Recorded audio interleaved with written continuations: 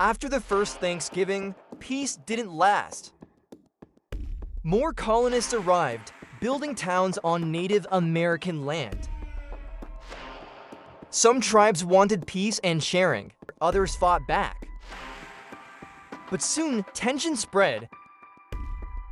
13 colonies began to take shape along the East Coast.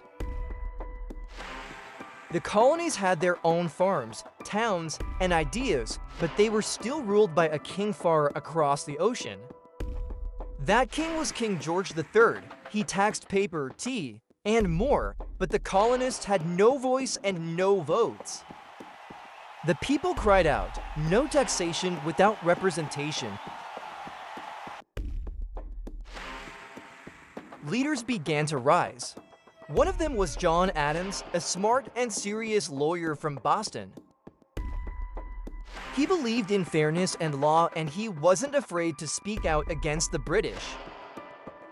He tried to work things out with the king, but even he could tell war was coming. Another leader was George Washington, a tall, brave man from Northern Virginia. He had been a soldier before and knew how to lead. Then there was Benjamin Franklin, an inventor, a writer, and a peacemaker. To fight back against King George, a secret group was formed, called the Sons of Liberty. They organized protests, printed pamphlets, and stood up to British rule. They believed freedom was worth the risk, even if it meant breaking the law. One of the members was Paul Revere, a silversmith who made things out of metal. He was also a skilled writer and carried important messages across the colonies.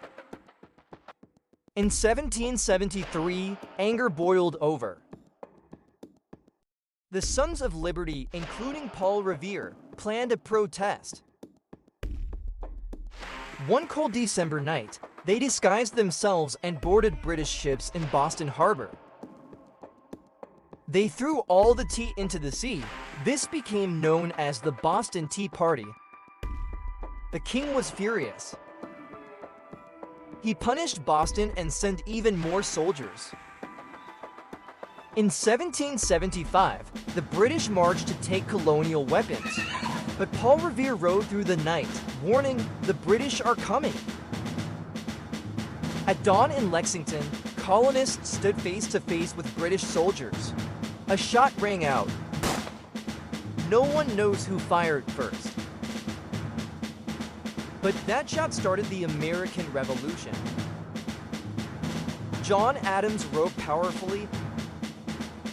Washington prepared for war. Franklin worked to bring the colonies together.